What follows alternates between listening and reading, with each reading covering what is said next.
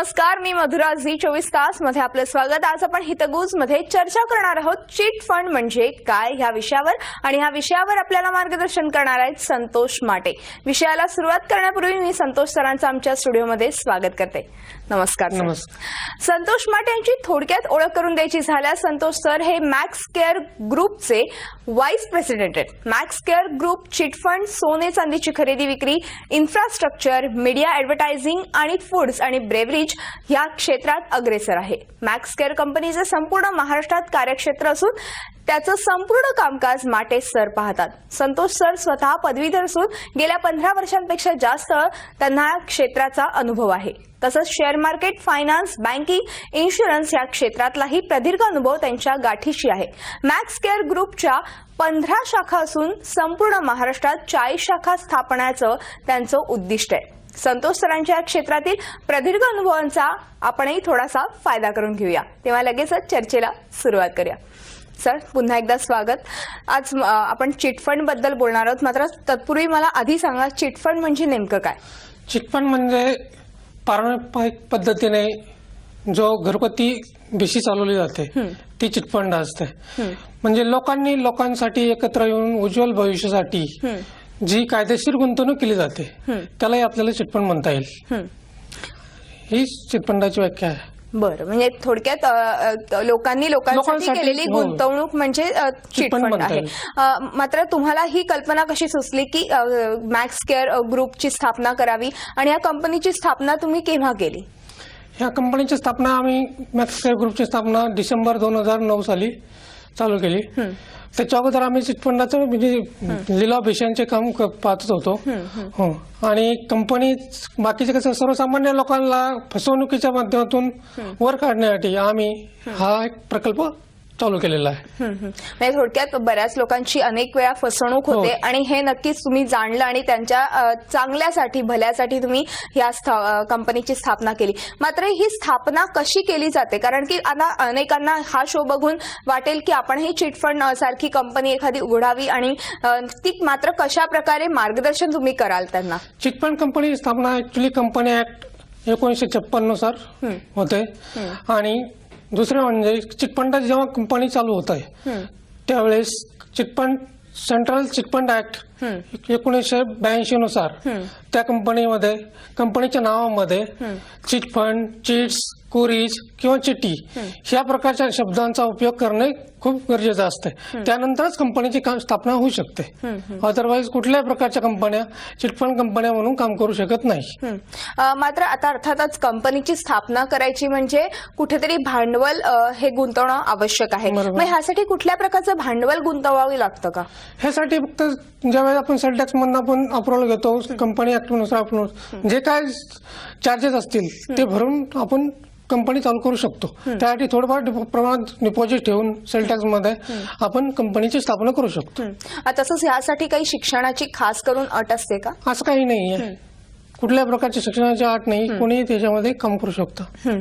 मात्र आता तुम्ही म्हणालात की एक विशिष्ट कायदा आहे 1956चा, त्या कायद्यानुसार चिट फंड कंपनीची स्थापना होऊ शकते। कंपनीची स्थापना होऊ शकते, आणि सेंट्रल चिट फंड जे आहे ते 1982च्या कायद्यानुसार चालतं। म्हणजे नेमकं का गरज आहे कायद्याची? ऍक्च्युअली कायद्याची काय गरज आहे? कारण इथं माग ज्याप्रमाणे पारंपरिक पद्धतीने भेशी पद्धती घरात लोक चालवतात, म्हणजे त्याच्यामध्ये काळा पैसा, सावकारी, भाईगिरी, बाबूगिरी ह्या प्रकारच्या, आणि व त्याच्यानंतर सर्वसामान्य जनतेची फसवणूक होते। या फसवणुकीला थांबण्यासाठी गव्हर्नमेंटने, सरकारने एक कायदा अंमलात आणला, केंद्रीय चिट फंड कायदा अंमलात आणून ही कंपनीची म्हणजे चिट फंडाची स्थापना त्यांनी करण्यासाठी हे केलं। त्याच्यामध्ये ह्या कायद्याच्या अंडरमध्ये स्वतः सभासदही आणि कंपनी चालवणाराही दोघंही सुरक्षित राहू शकतात। म्हणजे थोडक्यात सभासद आणि जो कंपनी चालवणार आहे त्यांना सुरक्षितता मिळावी म्हणून हा कायदा नक्कीच अंमलबजावणी झाली असावी या कायद्याची। मात्र कोणत्या सरकारी यंत्रणेअंतर्गत हा चिट फंड येतो? सर, चिट फंड ही संज्ञा ऍक्च्युअली सेल टॅक्स विभागाच्या अंतर्गत येते। बरं, सेल टॅक्स विभागामध्ये चिट फंडाचा एक वेगळा विभाग असतो, त्याच्यामधनं दर महिन्याला आपण ते त्याप्रमाणे चिट फंडाची कार्यपद्धती चालू ठेवू शकतो. आता तुम्ही म्हणालात की सेल्स टॅक्स विभागाच्या अंतर्गत हे चिट फंड हा काय म्हणतो आपण पैशाची इन्व्हेस्टमेंट आहे ही होते. मात्र ह्या इथे कुठल्या प्रकारचे म्हणजे लोकांना चिट फंड साठी कुठल्या प्रकारचे म्हणजे पैसे किंवा गुंतवणूक करताना किती पैसे भरावे लागतात, साधारणतः एखादी अमाऊंट ठरलेली असते का? असं काही नाही, कुठल्याही प्रकारची मिनिमम अमाऊंट ठरलेली नसते आणि काही मॅक्झिमम अमाऊंट नसते.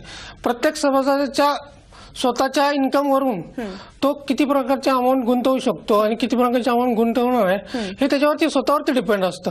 कंपनी त्याच्यावरती कुठल्याही प्रकारचं बंधन नसतं. तसंच आता तुम्ही मॅक्स केअरचे व्हाईस प्रेसिडेंट म्हणून काम पाहताय. आज तुमच्या महाराष्ट्रात जवळजवळ 15 शाखा आहेत. मात्र ह्या 15 शाखा सांभाळताना तुम्हाला कुठल्या तारेवरची कसरत करावी लागते? आता त्यासाठी आम्ही प्रत्येक ब्रँचसाठी एक मॅनेजर, तिथे एम्प्लॉईज असतात. ते लोक त्यांच्या अंडर त्यांना म्हणजे पूर्णपणे ट्रेनिंग देऊन त्यांच्याशी पूर्णपणे संवाद साधून वेळोवेळी त्यांना मार्गदर्शन करून आम्ही पूर्णपणे काम करून घेत असतो. याच्यासाठी प्रत्येक वेळेस प्रत्येक ब्रँचला जाणं एका माणसाला ते शक्य होत नाही. त्यासाठी प्रत्येक लेवलला प्रत्येक ब्रँचेसच्या लोकांनीच काम केलं गरजेचं असतं. नक्कीच, म्हणजे प्रत्येकाने काम केलं तर हातभार लागतो आणि एक टीम वर्क आहे हे खरं तर. तसंच अजून एक असा प्रश्न मला विचारायचा वाटतो की अर्थात आता चिट फंड सारखी गोष्ट म्हणजे खरोखरच एक लोकांसाठी खूपच फायदेशीर अशी गोष्ट आहे. मात्र ह्याच्यामध्ये मिळणारं बऱ्याच असं होतं लोकांचा समज आहे की चिट फंड मध्ये मी पैसा गुंतवला तर मला दुप्पट किंवा तिप्पट पैसा मिळणार आहे. मग हे कितपत खरं आहे? माझ्या म्हणण्यानुसार जास्त व्याजाच्या आमिषापोटी कुठल्याही प्रकारचे स्वतःच्या मेहनतीचे पैसे किंवा कष्टाचे पैसे कोणीही गुंतवू नये. कारण चिट फंड ही योजना अशी आहे की ज्याच्यामध्ये कुठल्याही प्रकारमध्ये 1 वर्षात 2 वर्षात पैसे डबल किंवा 5 होत नाहीये. कारण चिट फंड हे चालतं हे फक्त सेव्हिंगच्या नुसार चालत असतं. त्यामुळं कंपन्या आज ज्या देशात चालतात ज्या वस्तू विकतात, शेळ्या विकतात, मेंढी विकतात, झाडे विकतात आणि त्याच्यानुसार लोकांची फसवणूक करतात आणि लोकांना आमिष देतात, फसवे आमिष देतात की आम्ही 5 वर्षात डबल करू, 10 वर्षात 10 पट करू. पण तसं चिटफंडाच्या संकल्पनेत कुठेही नाहीये.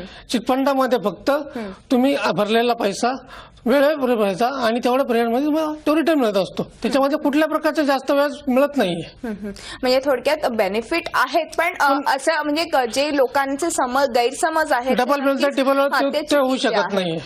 मात्र बँकिंग मध्ये जेव्हा आपण पैसे गुंतवतो आजकाल फारच व्याजदर कमी झालेला आहे. मात्र चिट फंड मध्ये किती व्याजदर मिळू शकतो साधारणतः? बँकिंगच्या नियमानुसार बघितलं तर बँकिंगला रिकरिंगला आपण बघितलं 4.5 ते 5% रिकरिंगचा व्याजदर आहे. पण चिटफंडाच्या नियमानुसार बघितलं तर चिटफंडाला 10 ते 12% रिकरिंगच्या नियमाने मिळू शकतात. कारण चिटफंडाचा तो लिलाव पद्धत असते, त्या लिलाव पद्धतीच्या नुसार डिव्हिडंड लोकांना वाटलं आणि त्यानुसार लोकांना बेनिफिट हा चांगल्या प्रकारचा मिळू शकतो. आता तुम्ही म्हणालात की एक लिलाव पद्धत असे, म्हणजे नेमकं काय ही लिलाव पद्धत मला सांगाल का? सेल टॅक्सच्या नियमानुसार कमीत कमी 5% ते जास्तीत जास्त 30% 40% पर्यंत लिलाव हा बँड केलेला असतो. म्हणजे जो आपण एक अमाऊंट अमाऊंट असेल, सपोज 5 लाखाचा जर लिलाव असेल, 1 लाखाचा लिलाव असेल, त्या लिलावामध्ये एक आपण बँड ठेवलेलं असतं की मॅक्झिमम सभासदाचा कमीत कमी लॉस व्हावा ह्या हेतूनच लिलावाची पद्धत अंमलात आणलेली जाते. आणि ते जो लिलाव झालेला असतो तो पूर्ण सभासदांमध्ये डिव्हिडंड या रूपाने वाटला जातो. तसंच मॅक्स केअर ग्रुप हे नाव ठेवण्यामागे कुठलं हेतू होता का? कारण की ग्रुप म्हणजे एक संघटना झाली किंवा एक काही ठराविक लोकांसाठी बनवलेली एक संघटना म्हणू शकतो आपण. मग ह्याच्यामध्ये वेगवेगळे असे छोटे छोटे ग्रुप्स बनवलेत का तुम्ही की चिट फंड साठी खास? हो, कारण मॅक्स केअर ग्रुप हे ग्रुप कंपनी आहे. हे टोटल कंपन्यांचं एक मिळून एक नाव आहे. ह्या ग्रुपच्या अंडरमध्ये मॅक्स केअर कुरीज India private limited, Max Care ornaments limited private limited, Max Care foods and breweries limited, Max Care media limited, अशा प्रकारच्या वेगवेगळ्या कंपन्या आमच्या याच्यामध्ये येतात. त्यामुळे आम्ही ते सर्वांच्या मिळून एक मॅक्स केअर ग्रुप ही संकल्पना नाव दिलेलं आहे. मात्र आता अर्थातच लोक आजकाल इन्व्हेस्टमेंट कडे जास्त वळलेले आहेत. मग अगदी घरासाठी केलेली इन्व्हेस्टमेंट असो किंवा आजकाल सोनं जरा थोडंसं स्वस्त झालं त्यामुळे सोन्यातही गुंतवणूक करतात. तर तुम्ही सोनं खरेदीसाठी देखील मार्गदर्शन करता, तर काय सांगाल की कशा पद्धतीने सोनं खरेदी केलं पाहिजे? आता सोनं खरेदी करताना लोकांकडे प्रत्येक सर्वसामान्य माणसाकडे एकाच वेळेस पूर्ण टोटल अमाऊंट असणं आवश्यक नाहीये. त्यासाठी आपण पार्ट मध्ये हप्त्यामध्ये ती रक्कम त्यांच्याकडनं घेऊन आजचा जो रेट आहे त्यांना फ्युचर मध्ये त्या सोन्याचा उपयोग व्हायला झाला पाहिजे. बरोबर. 1 वर्षात त्यांना त्यांच्या घरामध्ये लग्न असेल काय असेल, मुलीचं द्यायचं असेल, गिफ्ट द्यायचं असेल, पण त्यावेळेस त्यांच्याकडे तेवढी अमाऊंट अवेलेबल नसेल, तर तेव्हा त्यांना आपण एक स्कीम देतो की बाबा आजच्या रेटने तू एवढा अमाऊंट बरोबर डाऊन पेमेंट करून बाकीच्या इन्स्टॉलमेंट मध्ये तू पैसे बाकीचे फेड, जेणेकरून 1 वर्षानंतर 2 वर्षानंतर तुला त्या तेवढे अमाऊंट किंवा तेवढं सोनं मिळू शकेल. नक्कीच. म्हणजे एक थोडक्यात भविष्यासाठी आतापासून गुंतवणूक करणं आवश्यक आहे आणि त्यासाठी तुम्ही खूप छान असं मार्गदर्शन देखील देत असतात. मात्र अजून एक मला असा प्रश्न विचारायचा वाटतो की अर्थात आता तुमची कंपनी आहे, अशा अनेक कंपन्या असतील चिट फंड सारख्या, मात्र सरकारला ह्याच्यातून कुठला रेव्हेन्यू मिळू शकतो का? हो, मिळू शकतो. कारण जेव्हा कंपनीची गव्हर्नमेंटच्या नियमानुसार स्थापना होते तेव्हा गव्हर्नमेंटला त्याच्यातनं 100% कायदेशीररित्या रेव्हेन्यू जातो. त्याच्यामध्ये जातो FD फिक्स्ड डिपॉझिट जातात, प्रोव्हिडंट फंड जातो, इन्कम टॅक्स जातो, TDS जातो, सर्व्हिस टॅक्स जातो, अशा प्रकारचे प्रोफेशनल टॅक्स जातो. अशा प्रकारचे सर्व टॅक्स गव्हर्नमेंटलाच जात असतात. म्हणजे थोडक्यात गव्हर्नमेंटला देखील ह्याच्यातनं खूप